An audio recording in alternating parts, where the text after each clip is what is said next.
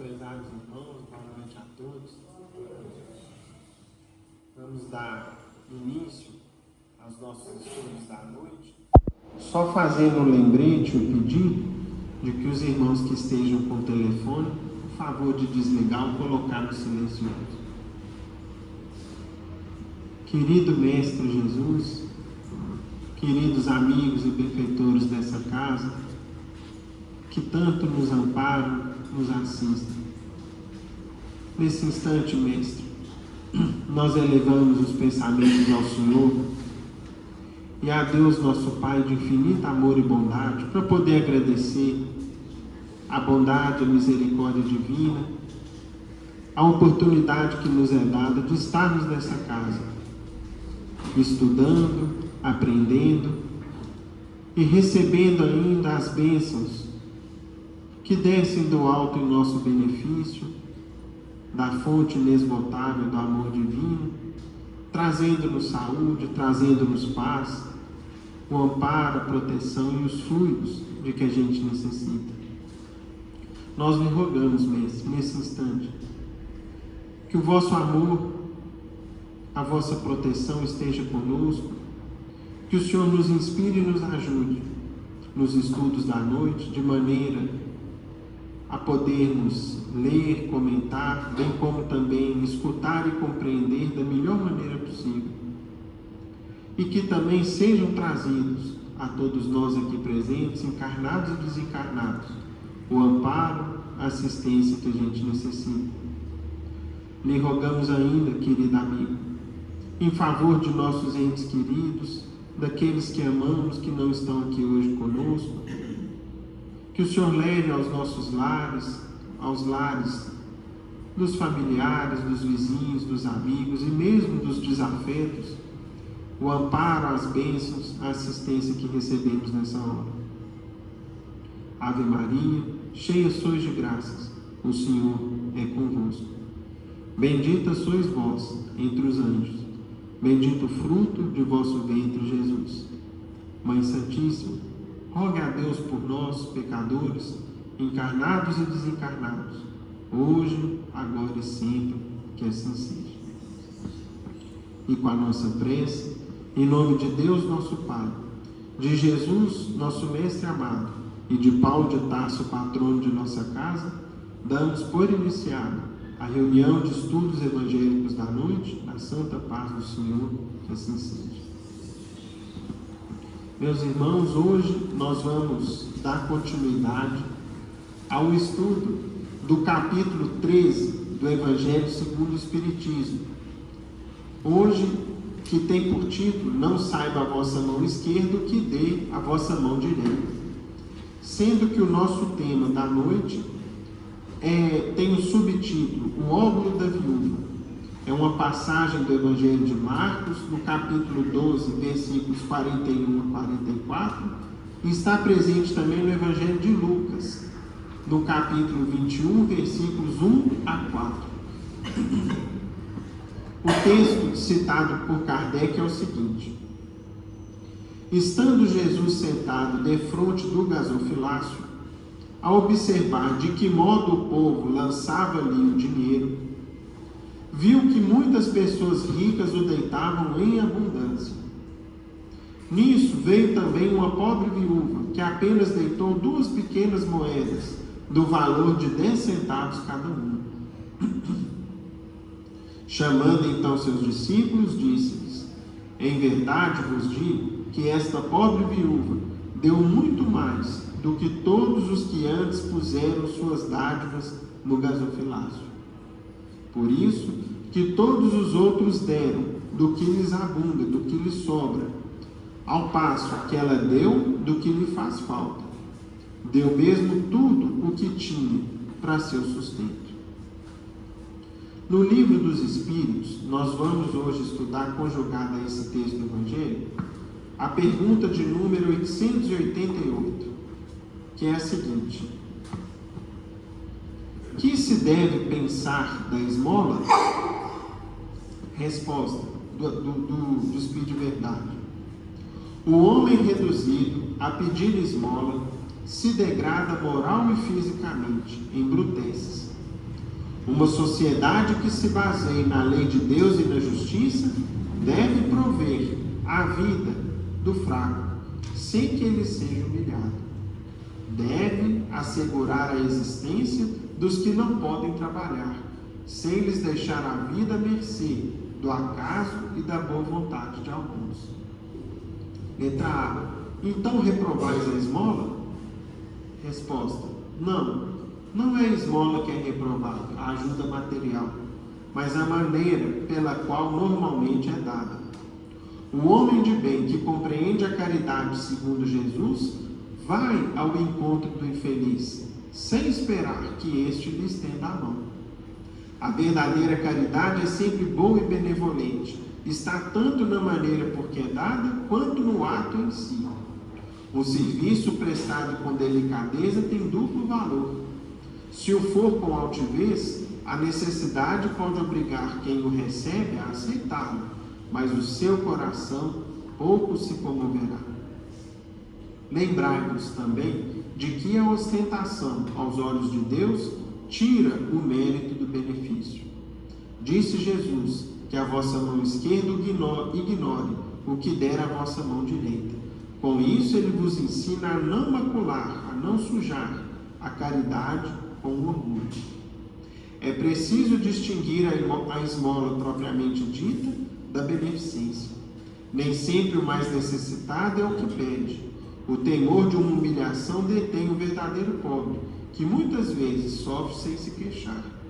É a esse que o homem verdadeiramente humano sabe ir procurar sem ostentação. Amai-vos uns aos outros, eis toda a lei divina, mediante a qual Deus governa os mundos. O amor é a lei de atração para os seres vivos e organizados. A atração é a lei de amor para a matéria inorgânica. E concluindo, meus irmãos, concluindo, tem um pequeno texto de São Vicente de Paulo, do Espírito de São Vicente de Paulo, que nos ensina o seguinte: não ouvideis jamais que o Espírito, qualquer que seja o grau de seu adiantamento, sua situação como reencarnado ou na erraticidade, está sempre colocado entre um superior que o guia e aperfeiçoa e um inferior, para com o qual tem que cumprir esses mesmos deveres. Sede, pois, caridosos, não somente dessa caridade que vos faz tirar do bolso o obro, a dádiva, que dais friamente a quem vos ousa pedir, mas da que vos leve ao encontro das misérias ocultas. Sede indulgentes com os defeitos dos vossos semelhantes. Em vez de desprezardes os ignorantes e os viciados, instruí-os e moralizai-os. Sede brandos e benevolentes para com tudo o que vos seja inferior, mesmo para com os seres mais pequeninos da criação, e tereis obedecido à lei de Deus. São Vicente de Paulo. Nós passamos a palavra a Dona Luzia para que ela dê início aos comentários da noite.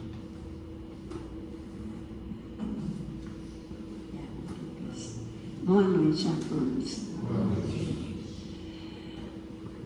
Vamos então iniciar a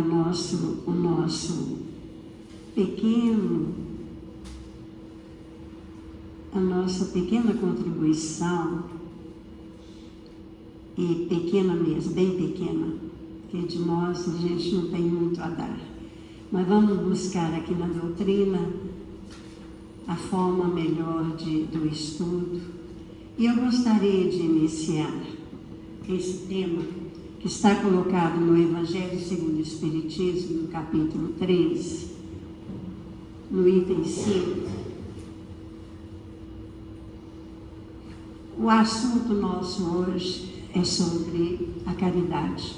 Então eu gostaria de iniciar com um poema muito bonito de Maria Dolores, que ela vai falar conosco sobre essas dádivas, a dádiva do amor. Então ela diz assim para nós: uma carta, um olhar, uma palavra boa, uma frase de paz que é serena e abençoa. Leve prato de sopa ou simples pão pode livrar alguém de cair na exaustão. Antigo cobertor, atirado ao vazio, aquece o enfermo pobre, esquecido no frio. Uma peça de roupa remendada, talvez seja o agasalho ao viajor da estrada. Meio litro de leite, a viúva sem nome, ampara-lhe o filhinho a esmorecer de fome. Todas essas doações supostas pequeninas são serviços do bem nas paragens divinas. São flores da fé viva a derramarem luz, revelando o fulgor do reino de Jesus. Aqui, saudamos nós, Gonçalves, nosso irmão, que ontem foi conduzido à celeste mansão. Que o céu do amor o guarde ante a nossa saudade do apóstolo do bem e herói da caridade. É um poema de Maria Dolores, enaltecendo Jesus Gonçalves, que foi o apóstolo da caridade. Então, por que eu trouxe esse poema? Ela nos fala das pequeninas dádivas. E o nosso item 5 hoje vai também nos falar de uma pequenina dádiva, o óbolo da viúva. Jesus, nos apontamentos de Marcos, capítulo 12, versículo 41 a 44, e nos apontamentos de Lucas também estão, no capítulo 21, versículo 1 a 4, está aqui uma passagem entre Jesus e seus discípulos, num determinado dia, num dos templos mais ricos daquela época, que era o templo de Salomão. Era uma grandeza de templo. E eles estavam assentados de frente ao gasofilácio. O gasofilácio fazia parte daquele templo. Era como se havia ali 13 caixas, num formato de trombetas, colocadas no átrio das mulheres, com finalidade de recolher as dádivas, as doações. E naquele dia, Jesus, se assentado com seus discípulos, em frente ao gasofilácio, observava. E ele, em todos os momentos, ele aproveitava para ensinar uma lição àqueles que o seguiam e a todos nós, a humanidade inteira.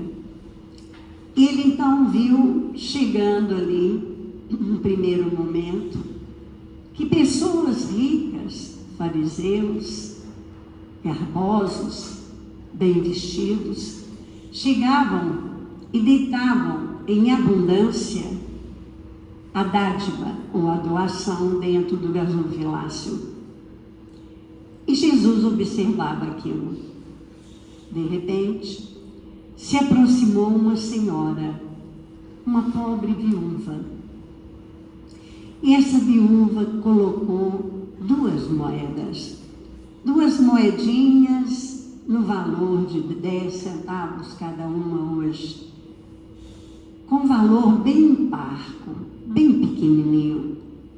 E Jesus, então, chamando os seus discípulos, mostrou a eles a lição de hoje. Que aquelas 2 moedas colocadas ali por aquela senhora recebia de Deus maior alegria. Que foi mais reconhecido aquela dádiva do que todas as outras que antes havia sido colocado. Por quê? Porque os outros colocaram a dádiva com ostentação, orgulhosamente, mostrando a quantidade que se colocava, provavelmente de uma forma em que cada moeda caísse dentro do gasofilácio e fizesse o som para que as pessoas pudessem perceber a quantidade de barulho que se fazia dentro do gasofilácio.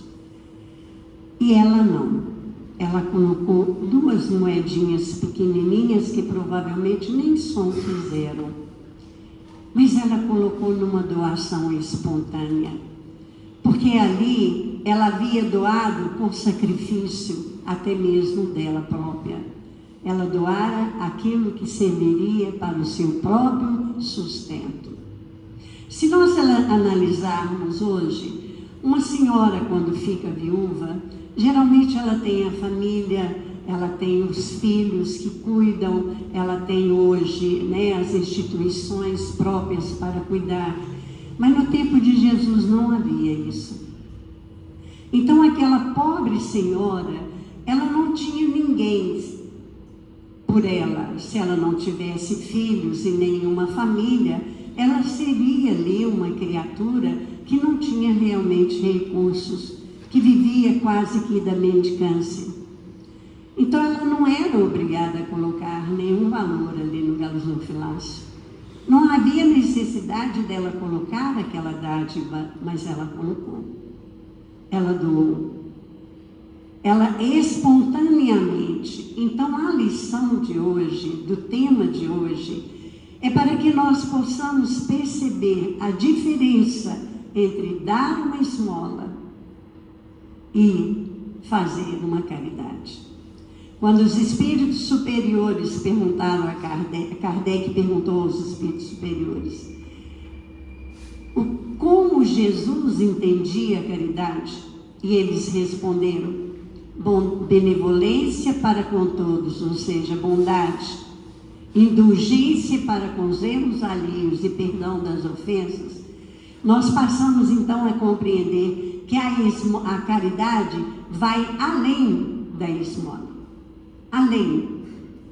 Ela abrange, ela é muito maior do que uma simples doação nossa, num momento de pressa, num momento com um sentimento de nos afastar rápido daquele que estendeu as mãos, nos pedindo alguma coisa, na correria do dia a dia. Então a caridade, a esmola dada com caridade, ela é diferente.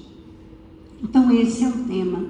E Kardec, então, comentando esse tema no item 6, ele diz o seguinte: muita gente deplora não poder fazer todo o bem que desejara, por falta de recursos suficientes.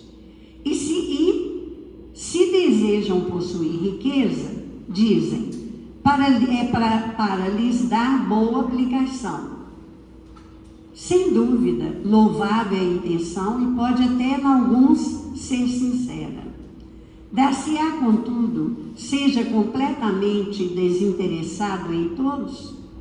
Não haverá quem, desejando fazer o bem aos outros, muito estimaria poder começar a fazê-lo a si próprio, por proporcionar a si mesmo algum gozo mais, por usufruir de um pouco do supérfluo que lhe faltava, pronto a dar aos pobres o resto?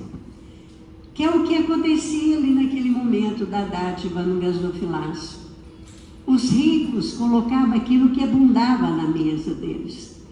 O que é abundar? É aquilo que sobra, é o que eles tinham a mais. Então, ao depositar no gasofilácio aquela riqueza, eles não estavam dando nada que fizesse falta a eles. Então a caridade, quando ela é trabalhada por nós, é necessário que nós entendamos uma lei que Jesus nos trouxe e nos ensinou. É a lei do amor. Fazei ao outro o que deseja que o outro lhe faça. Fazei ao outro o que você gostaria que fosse feito a você. E quando nós vamos, então, estender um donativo a alguém, o primeiro pensamento nosso deveria ser: o que realmente nós pretendemos com esse donativo? O que realmente nós pretendemos atingir com esse donativo? Ser útil? Ajudar? Ou esperar gratidão daquele que está recebendo o donativo? Porque se eu espero a gratidão, eu não estou realmente realizando a caridade segundo Jesus. E Emmanuel tem mais condições de nos ajudar a compreender. Ele vai trazer uma lição muito bonita, a lição do capítulo 45 do livro Segue. É uma lição onde ele vai trabalhar também uma passagem de Marcos, no capítulo 9, versículo 41, quando Jesus diz assim: qualquer que vos der a beber um copo d'água em meu nome, em verdade vos digo que não perderá o seu galardão. Ou seja, que não perderá a sua recompensa, nem o seu prêmio. Então, Emmanuel vem falando conosco assim, olha, meu amigo, ninguém te pede a santidade de um dia para o outro. Então, a nenhum de nós é pedida a santidade de um dia para o outro. Se nós lermos e estudarmos o Evangelho, em momento algum, nós vamos exigir exigência do Cristo para que façamos ou deixamos de fazer alguma coisa. A doutrina espírita, como o cristianismo redivivo, também não exige de nós nenhuma situação em que nós devamos fazer ou deixar de fazer. Ele simplesmente nos traz um ensinamento, nos alerta e coloca nas nossas mãos a responsabilidade. Somos livres de agir ou não agir dessa forma. Então, por isso que Emmanuel diz, ninguém te pede a santidade de um dia para o outro. Ninguém reclama de tua alma espetáculos de grandeza. Então, nenhum de nós será obrigado a transformar de um dia para o outro numa criatura santa, numa criatura capaz de agir realmente dentro da caridade, com todo o seu esplendor, com toda a sua luz, porque é uma virtude grandiosa a caridade. Mas ele continua, todos sabemos que a jornada humana é repleta de sombras e aflições criadas por nós mesmos. Lembra-te, porém, de que o céu nos pede solidariedade, compreensão e amor. Aí está a caridade. Então é nesse momento que nós temos que parar e observar bem o que realmente nós queremos, como queremos nos portar perante os ensinamentos de Jesus, como queremos nos conduzir perante aquilo que Jesus veio trazer para nós, vivenciando para nós e ensinando a todo momento. Então ele diz assim, olha, planta uma árvore benfeitora à beira do caminho. Ninguém exige de nós que plantemos uma floresta, mas uma árvore, uma sementinha, para que dali possa florir algo de bom. Escreve algumas frases amigas que consolem o irmão infortunado. Não é necessário fazer grandes textos. Nós temos um colega de repartição, nós temos um irmão em aflição, vamos escrever uma frase pequenininha, um incentivo, porque talvez a gente não tenha o dom da palavra para falar, mas podemos escrever, chegar no outro dia e colocar na mesa daquela criatura que sentimos que está triste, amargurada. Isso é caridade. Esse é o óbolo da viúva. Esta é a moedinha de 10 centavos. E aí continua Emmanuel dizendo para nós, traça pequenina explicação para a ignorância do próximo. Ou seja, converse com aquele que ainda está fazendo errado. Chame, busque. Não precisa fazer uma palestra de 2, 3 4 horas. Fale 2 palavrinhas, 3. Converse um pouquinho. Ou dê o seu ouvido. Isso é caridade. Oferece a roupa que se fez inútil agora ao teu corpo, ao companheiro necessitado que segue a retaguarda. É o que Jesus nos pede, meus irmãos. Caridade é a gente buscar a pessoa infeliz. É como São Vicente de Paulo nos ensinou aqui agora. A verdadeira caridade é aquela que leva o homem a buscar a dor, o sofrimento. Aquele que verdadeiramente precisa, não é aquele que está com a mão estendida, às vezes te pedindo um óbolo, te pedindo uma dádiva. É aquele que está calado, que não reclama, que se envergonha de estender a mão e fazer um pedido. Então, o homem de bem é aquele que busca, é aquele que vê, é aquele que segue o ensinamento de Jesus, ter olhos de ver e ouvidos de ouvir. Nós temos olhos para enxergar, enxergamos tudo, mas muitas coisas a gente não vê.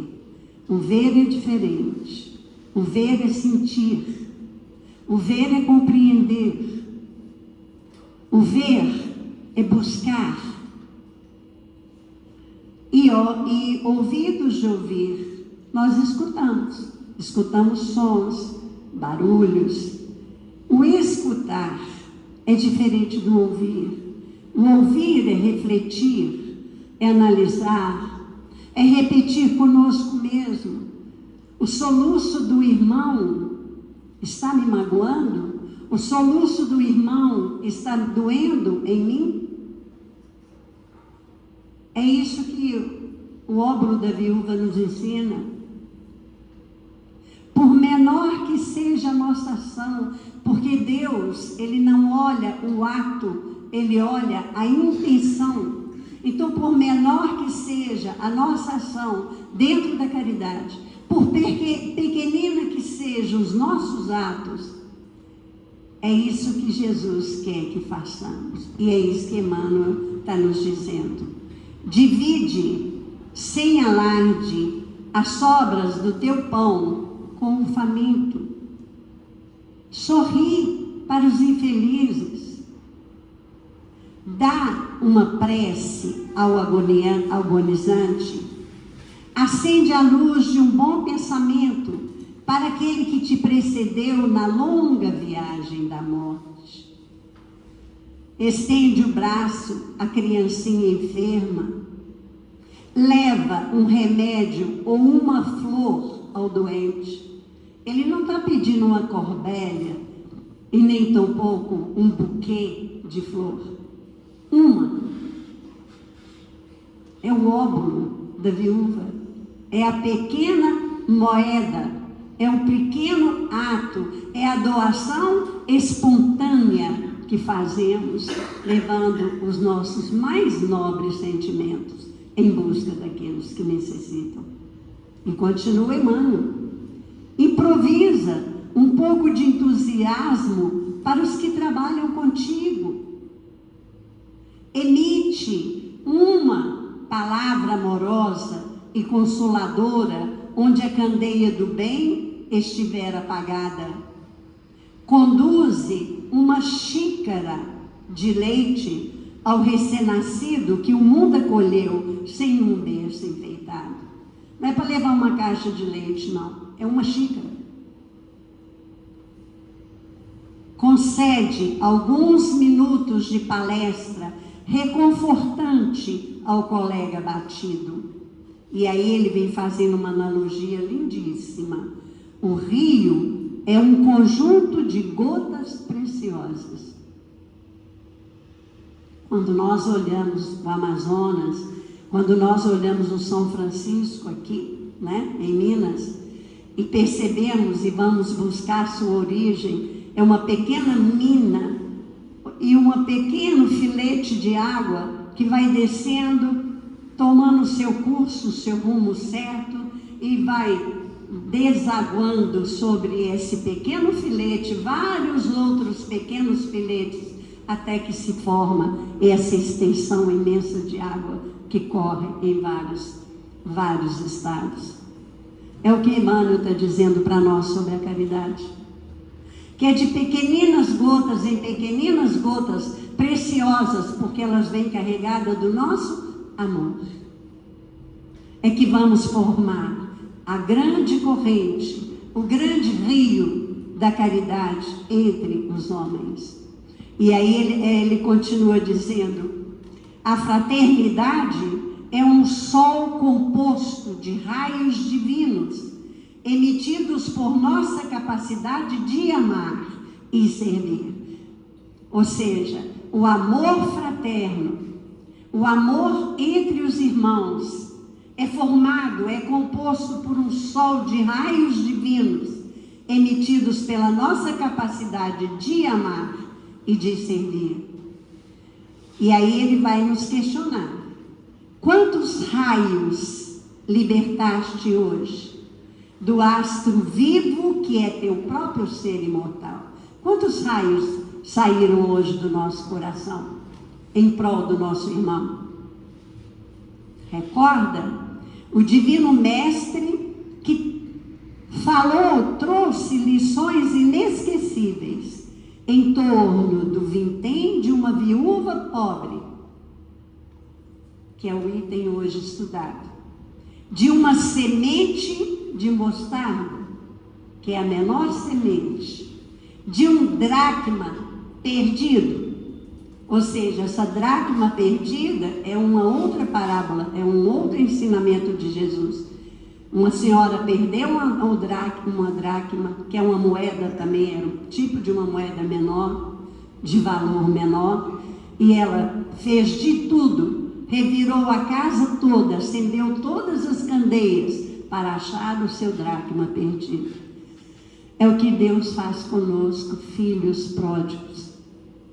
Quando nós estamos perdidos em nossos desvaneios, em nossas correrias, em nossa indiferença, o Pai nos espera e nos busca e nos aguarda. Então é a mesma coisa, e Emmanuel está dizendo para nós: vamos lembrar dessas lições, vamos guardá-las em nosso coração. O que vale não é a quantidade que doamos, mas é a forma como essa doação é feita. O que vale não é aquilo que foi doado materialmente, mas o sentimento utilizado por nós ao dedicar um copo d'água, ao dedicar um prato de sopa, ao estender uma roupa já usada, um sapato ou qualquer coisa que seja para o nosso irmão que nos pede. O que vale é o sorriso que damos ao nosso irmão quando ele vem em nossa busca, com os olhos cheios de lágrimas e a tristeza imensa no coração. Essa é a nossa lição de hoje. E diz Emmanuel o seguinte: faze o bem que puderes, principalmente com gentileza. Ninguém espera que apagues sozinho o incêndio da maldade. Dá o teu copo de água fria. E para terminar, porque o nosso tempo já chegou, né? É rápido, passa rápido. Nós vamos aqui terminar a nossa singela contribuição, trazendo aqui uma lição linda de Meimei, que está no livro O Espírito de Verdade, psicografado pelo nosso querido Chico e por Divaldo Vieira. Está no capítulo 93. Meimei nos diz o seguinte: podes guardar o pão para muitos dias, ainda que o excesso de tua casa signifique a ausência do essencial entre os próprios vizinhos. Ou seja, não é de forma alguma criticado se você vai pôr sua despensa, encher a sua despensa de alimento. Não. Ninguém vai te exigir que não faça isso. Mas, todavia, quando puderes, alonga a migalha de alimento, ou seja, a pequena fração daquele alimento da sua despensa, aos que fitam debalde ou em vão o fogão sem lume, ou o fogão apagado. Podes conservar armários repletos de veste inútil, ainda que a traça concorra contigo à posse do pano, que é devido aos que se cobrem de andrajos, ou seja, que já deveria estar vestindo aqueles que andam rasgados, mas que nós preferimos deixar inutilmente em nossos guarda-roupas, onde um dia a gente vai olhar, tem 2, 3 furinhos, porque a traça vai corroer aquilo ali, né? No entanto, sempre que possas, cede a migalha de roupa, ou seja, a fração pequena de roupa, ao companheiro que sente frio. Podes trazer bolsa farta, ainda que o dinheiro supérfluo te imponha problemas e inquietações. Não é errado você ter guardado, né? Você trabalhou, você tem direito àquele dinheiro. Contudo, quanto puderes, oferece a migalha de recursos, ou seja, a fração pequenininha do seu recurso aos irmãos em necessidade. Podes alinhar perfumes e adornos para uso à vontade, ainda que pagues caro a hora deste uso. Mas, sempre que possas, estenda a migalha de remédio aos doentes em abandono. Então, pegue aquele dinheirinho, em vez de comprar mais um perfuminho ou um adorno, né? Um brinco, um colar, vamos pegar esse dinheiro e comprar um remedinho, né? Para aquele que está doente. Um dia que será noite em teus olhos, deixarás pratos cheios, móveis abarrotados, cofres e enfeites, para a travessia da grande sombra. Então aqui ela nos fala do momento do retorno, que todos nós vamos ter um dia, né? Entretanto, não viajarás de todo nas trevas, porque as migalhas de amor que tiveres distribuído estarão multiplicadas em tuas mãos como bênçãos de luz. Memli.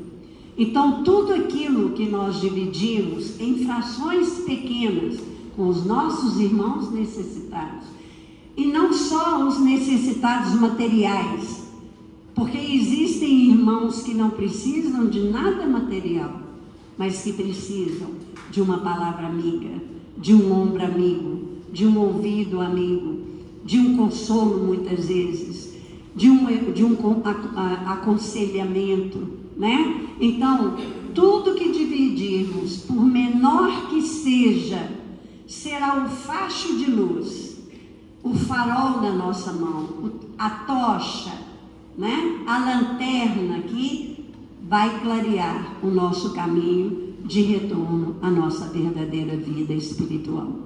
Que Jesus nos abençoe a todos e nos dê força e coragem, né? Para que a gente possa começar a aprender a doar mais, a desapegar mais daquilo que guardamos com tanto afinco dentro do nosso coração.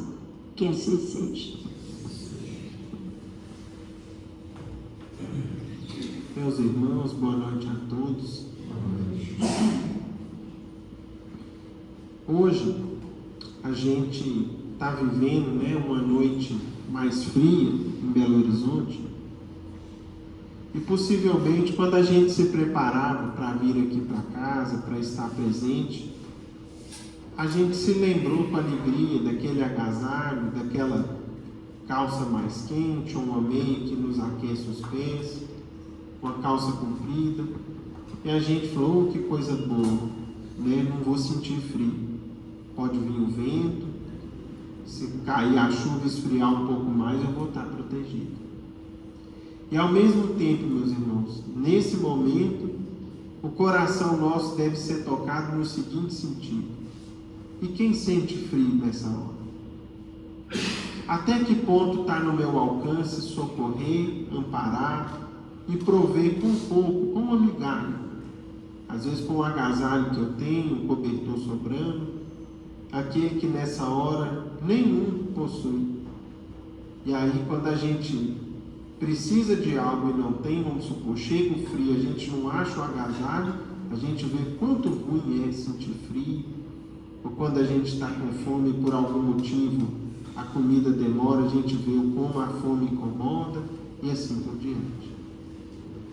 Toda ocasião na vida é um instante de reflexão para a gente lembrar de quem está à nossa volta. E é dentro dessa linha que a gente hoje vai dar continuidade nos estudos em torno do tema da caridade. Porque esse capítulo tem nos ensinado, através do título dele, não saiba a vossa mão esquerda o que tem a vossa mão direita, que muitas vezes, com o nome de caridade, existe por trás o quê? Ostentação, vaidade, orgulho, tal como aconteceu nesse episódio lá no templo em Jerusalém. E em torno desse episódio, meus irmãos, a gente tem lições valiosas. E alguns episódios do Evangelho de Jesus, além do registro bíblico, o que a doutrina espírita nos fez? Resgatou o episódio, aquela passagem, aquela ocorrência, relembrou para a gente o que houve e trouxe maiores informações e detalhes. Isso aconteceu com o óbito da viúva, ou seja, como que foi, né, a circunstância, em que momento que foi. Pela própria Bíblia a gente percebe que já estava ali no final das lições de Jesus, está lá no finalzinho, por exemplo, do Evangelho de Lucas. Jesus já se preparando para sua despedida. E o templo de Salomão, conforme a dona Luzinha disse há pouco, era um templo suntuoso. Se a gente hoje em dia procurar, ainda existe o templo de Salomão? Não. Jesus, logo depois dessa passagem do óbito da viúva, vejam aqui o que o Cristo diz. E dizendo a alguns a respeito do templo que estava enfeitado de formosas pedras e dádivas, disse: quanto a essas coisas que vedes, dias virão em que não se deixará pedra sobre pedra que não seja derribada. Ou seja, enquanto ali se impressionava a suntuosidade do templo de Salomão, a sua grandeza, as riquezas que ele tinha, a disposição interna dele, para os irmãos terem ideia, dentro do templo de Salomão, que era no alto do Monte Moriá, em Jerusalém, havia uma relíquia de enorme valor para os judeus. Que relíquia era essa? As tábuas da lei. Talvez vocês já até viram, né? Tem um filme de ficção de Hollywood aí, aquele Indiana Jones, aquela arca da perdição. Ali estava guardada como se fosse, existia-se uma arca ricamente adornada que guardava os originais das tábuas da lei de Moisés, que ele recebeu no alto do Monte Sinai. E essas tábuas ficavam dentro do templo de Salomão, no recinto mais interior dele, chamado Santíssimo. Então ali era somente o sumo sacerdote que podia ter acesso a elas. Ou seja, não era algo que o povo via, tocava e sabia que estava guardado lá dentro, né? Então imagine o valor simbólico que esse templo tinha. Era um templo que já tinha mais de 600 anos que havia sido erguido por Salomão, havia sido destruído, desrespeitado algumas vezes, mas Herodes tinha feito uma reforma de 46 anos no templo de Salomão. Então, estava ali com toda a sua suntuosidade, com toda a sua exuberância. Vamos ver exatamente, ou seja, com mais detalhes, como foi esse episódio. Nós temos essa lição a partir de Irmão X, lá no livro Pontos e Pontos, no capítulo 8. O título da lição é A Maior Dádiva. Então vamos ver. Na Assembleia Luzida do Templo de Jerusalém, os descendentes do povo escolhido exibiam generosidade invulgar em comum, à frente da preciosa arca de contribuições públicas. Então é o seguinte, o que era o gasofilácio?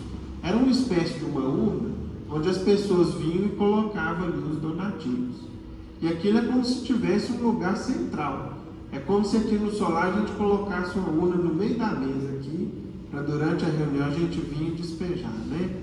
Olha lá, pôs R$100, pôs 1.000, nossa senhora. Olha lá, pôs um anel de ouro, para que o quê? Todo mundo pudesse ver. O que é que quem estava doando, quanto estava doando. Então era muito mais uma exibição de vaidade, de orgulho, do que às vezes uma doação propriamente dita do coração. Então vamos lá. Todos traziam algum tributo de consideração ao Santo dos Santos, cada qual mostrando a generosidade da fé. Vestes de linho e valiosas peles, enfeites dourados e aromas indefiníveis impunham ali deliciosas impressões ao sentido. Vejam, meus irmãos, que interessante, como que tradição às vezes vai de tempos a tempos e como que ainda chega mais ou menos aos nossos dias atuais. Antigamente, talvez você já tenha ouvido a seguinte expressão: essa roupa aí, estou te dando, você está ganhando uma roupa novinha, uma roupa bonita. Para que era antigamente? É roupa de domingo, de ir na missa. Ou seja, de certa forma era como se fosse um tributo, ou seja, eu vou ver Deus, na casa de Deus, vestido da melhor maneira que eu puder. Até chegar a doutrina espírita e falar para a gente o seguinte: olha, não preocupa com isso. Leva o melhor que você tiver no seu coração. O melhor sentimento que você tiver para você doar para quem estiver ali com você, né? Mas vejam só, isso aqui vem de séculos atrás, né? Os fariseus, sobretudo, demonstravam apurado zelo no culto externo, destacando-se pela beleza das túnicas e pelos ricos presentes ao santuário. Jesus e alguns discípulos, de passagem, ou seja, o que o Cristo pensou? Tem uma lição valiosa aqui para deixar para todos, para os discípulos e para a humanidade. Acompanhavam as manifestações populares com justificado interesse. Agora vejam entre os apóstolos quem que estava especialmente ali atento e até agitado, assim, eufórico e curioso. Judas, entre eles, empolgado pelo volume das ofertas, abeirava-se do cofre aberto, seguindo os menores movimentos dos doadores com a cobiça flamejante no olhar. Nós temos aprendido, meus irmãos, que o caso de Judas é uma lição viva para nós. Não mais para condená-lo, queimá-lo, né? Daqui a pouquinho está chegando. Aliás, foi na Páscoa, né, que passou a queima do Judas. A gente, como espírita, já temos consciência que o espírito de Judas já está numa esfera muito superior à nossa. Já remiu suas falhas, seus erros, e hoje em dia ainda se lamenta da ignorância da humanidade que não compreende a sua fraqueza, não a sua maldade. Judas representa para nós o quê? A criatura que se impressiona com aquilo que é material. É uma lição viva para a gente. Tanto que quando ele começou o apostolado do Cristo, a primeira preocupação dele foi o quê? Arrecadar algum dinheiro para iniciar o trabalho com Jesus. Ou seja, era uma dificuldade da alma dele, que é uma lição viva para nós na atualidade. A certa altura, aproximou-se do Messias e o informou. Então ele estava lá de olho, né? E aproximou de Jesus dizendo: Mestre, Jeroboão, o negociante de tapetes, entregou 20 peças de ouro. Aí vejam os comentários de Jesus, como é que de todo episódio ele tirou uma lição viva. Abençoado seja Jeroboão, falou Jesus sereno, porque ele conseguiu renunciar a excesso apreciável, evitando talvez pesados desgostos. O dinheiro demasiado, quando não se escora no serviço aos semelhantes, é perigoso tirano da alma. Então o que o Cristo viu? Pelo menos ele já conseguiu abrir mão de alguma coisa. Pode ter sido ali em nome da vaidade, do orgulho, da ostentação, mas ele fez aquilo ali espontaneamente. Já é um ato, já é um primeiro passo na evolução dele. Judas então voltou ao posto de observação, com indisfarçável desapontamento, porque ele esperava que Jesus, nome, que coisa boa, Judas, que maravilha, e ali Jesus já dando as missões para ele. Passados alguns instantes, reapareceu Judas dando notícia. Zacarias, o velho perfumista, sentindo-se enfermo e no fim dos seus dias, trouxe 100 peças. Ou seja, esse comerciante, percebendo ali que a morte estava chegando, coitado, talvez já consciente de que não ia poder levar aquilo tudo que ele tinha, tinha que deixar, resolveu levar 100 peças de ouro para o templo de Jerusalém. Bem-aventurado seja ele, disse Jesus em tom significativo. Mais vale confiar a fortuna aos movimentos da fé que legá-la a parentes ambiciosos e ingratos. Zacarias prestou incalculável benefício a ele mesmo. Outra lição do Cristo, meus irmãos. Por quê? Quantas pessoas, quantos irmãos nossos em humanidade, às vezes juntam um patrimônio considerável, uma riqueza exuberante, que se destaca, e quando aquilo cai na mão dos familiares, dos entes queridos, que não foram preparados no clima do trabalho, do desprendimento, da empatia, da preocupação com o próximo, e de repente cai aquele montante na mão deles, o que normalmente a gente observa? Uma desestruturação, seja do vínculo familiar, seja também moral da pessoa. Por quê? Vai usar aquelas facilidades em excesso para dar vazão às paixões, aos desequilíbrios, aos vícios que ele traz. Então, no fundo, quando Zacarias levou aquela quantidade de dinheiro para o templo, no fundo ele acabou vacinando a própria família para não cair em tentações, em quedas morais deploráveis. Judas então voltou à fiscalização, Vejam como que ele era movido, coitado, e a lição que isso fica para nós. Lá foi ele de novo para ficar perto do gasofilácio, era ele que toda hora ia e voltava, dando notícia de quem doava, quanto doava, etc.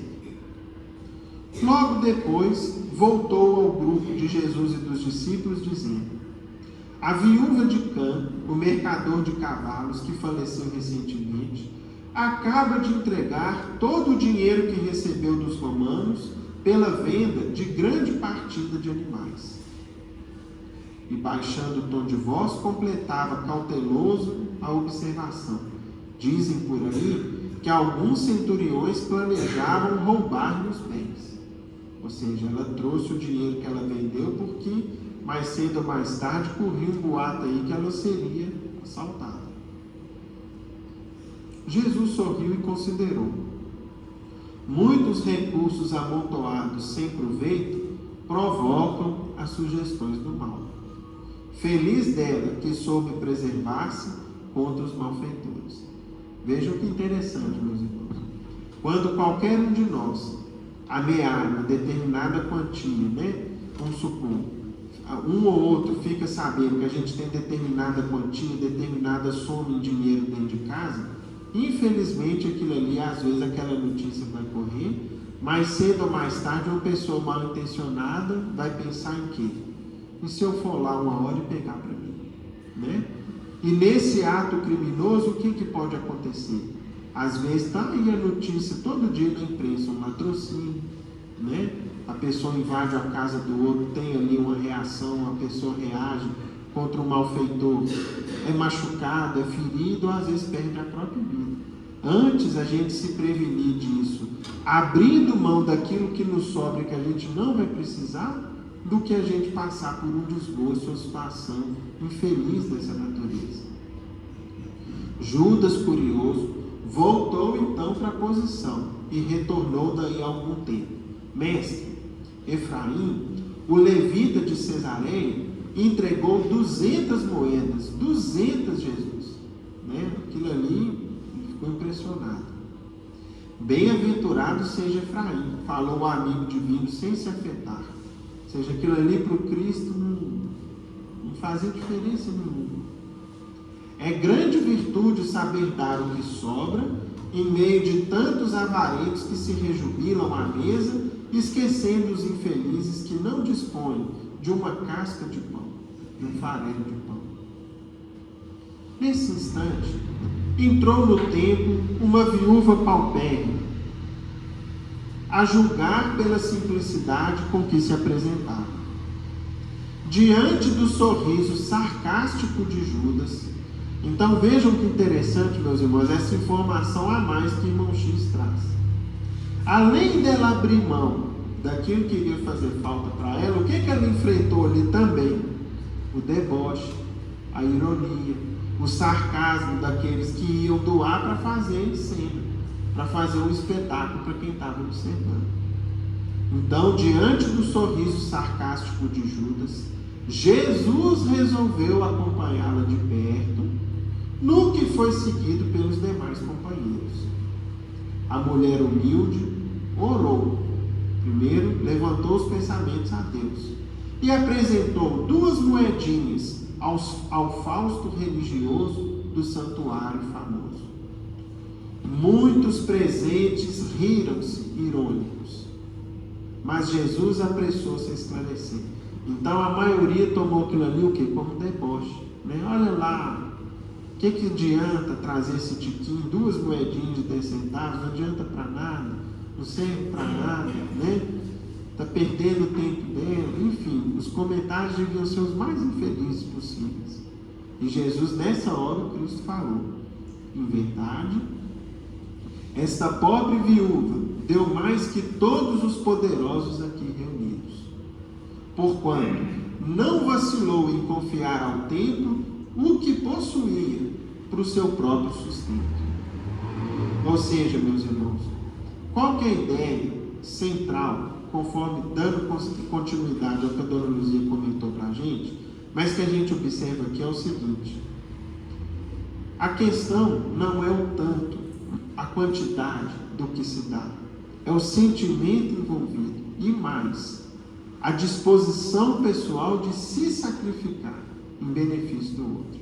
Esse é o ponto central.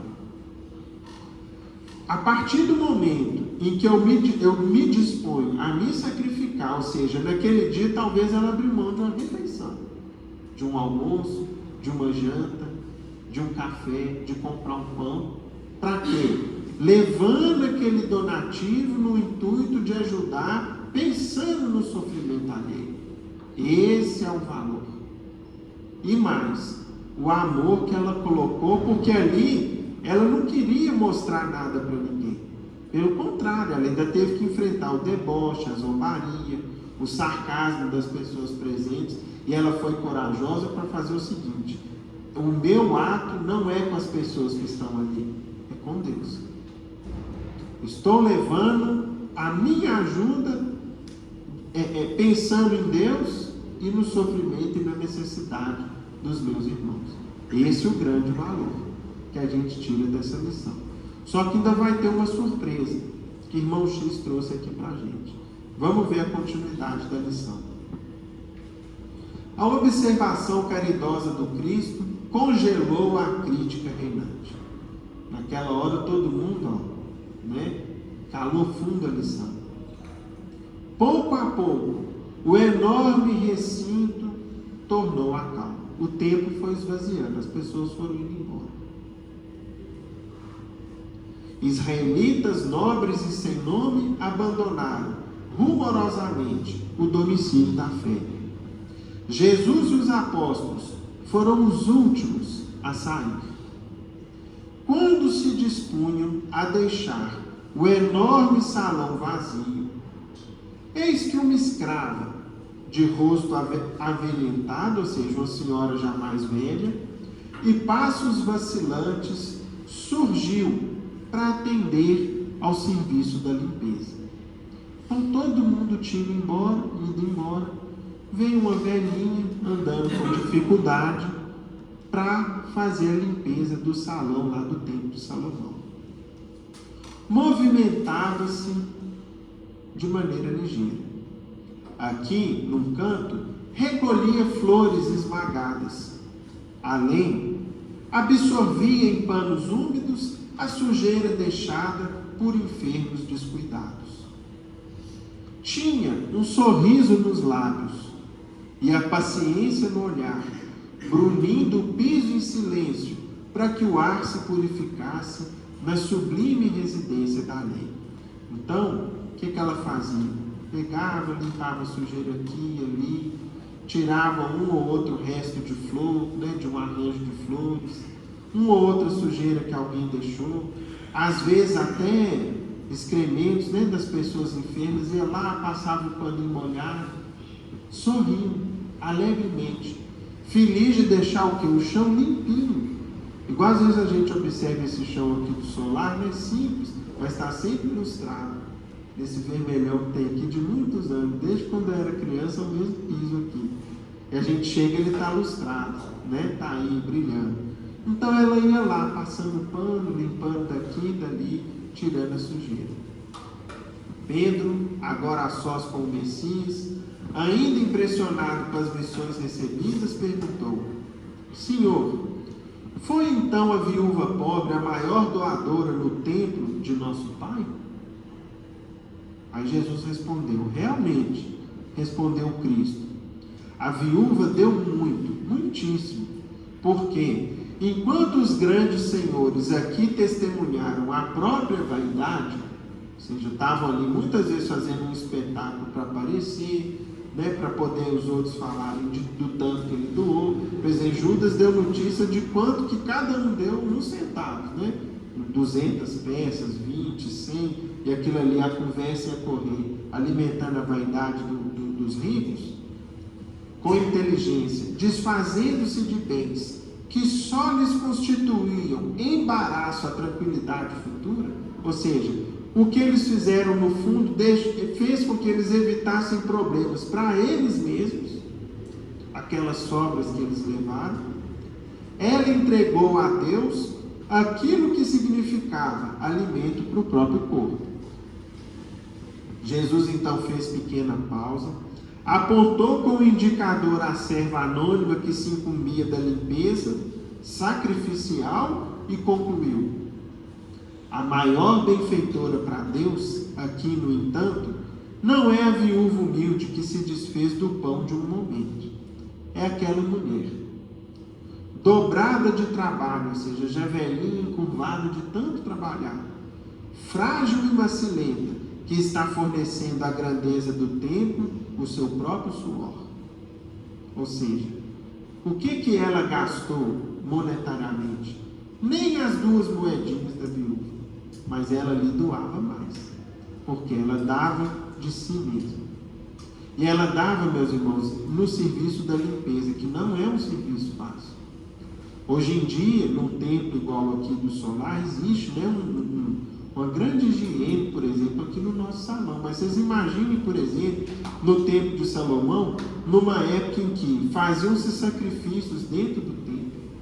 Então aquilo ali matava um animal, pingava sangue, excrementos de animal, pessoas enfermas que às vezes não tinham o acesso à higiene que tem hoje, e ela ali alegre em deixar o templo limpinho, limpando aquela sujeira toda sem reclamar, sem se queixar, mostrando para a gente o seguinte: tudo aquilo que a gente doa de nós mesmos tem um grande valor. Nós não precisamos, meus irmãos, de dinheiro para fazer o bem. É a gente doar da gente mesmo, do nosso tempo, da nossa paciência, às vezes de ouvir pacientemente quem nos procura, saber dar um bom conselho, e materialmente aquilo que tiver no nosso alcance, mas desde que seja de coração, com amor, porque do contrário a gente ainda fere o sentimento de quem recebe. Que Jesus nos ampare e nos abençoe a todos. Senhor Evandro, faz a prece para a gente.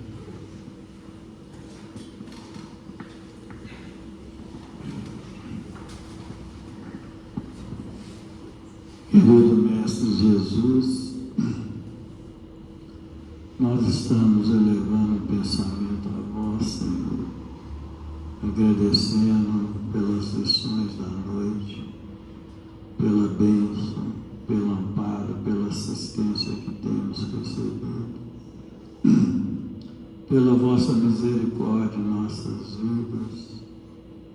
Essa noite foi-nos mostrada a verdadeira caridade, a doação que todos nós, como cristãos, devemos ter para com o nosso próximo.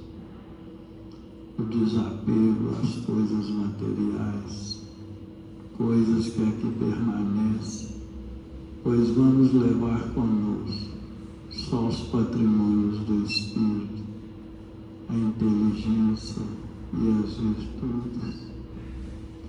Pedimos, Senhor, que os nossos benfeitores espirituais aumentem sempre a nossa visão espiritual para relembrarmos esses ensinamentos que nos mostram a verdadeira caridade. Que essas bênçãos sejam extensivas a todos nós que aqui nos encontramos, encarnados e desencarnados.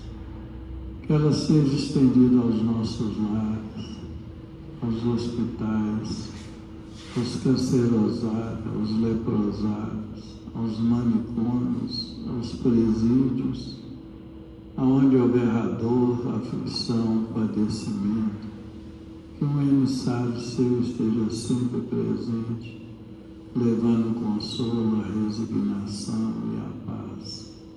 Ave Maria, cheia de graça, o Senhor é convosco. Bendita sois vós entre os anjos, bendito o fruto do vosso ventre nasceu, Jesus.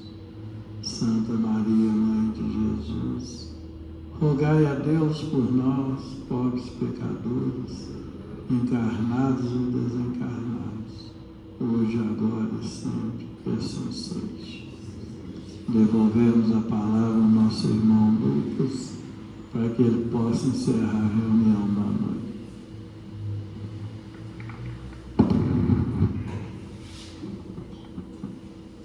E com a nossa prece, em nome de Deus, nosso Pai, Jesus, nosso Mestre amado, e de Paulo de Tarso, patrão de nossa casa, agradecemos ao alto e damos por encerrada a reunião de estudos da noite, na santa paz do Senhor, que assim seja. Vamos com Deus, meus amigos.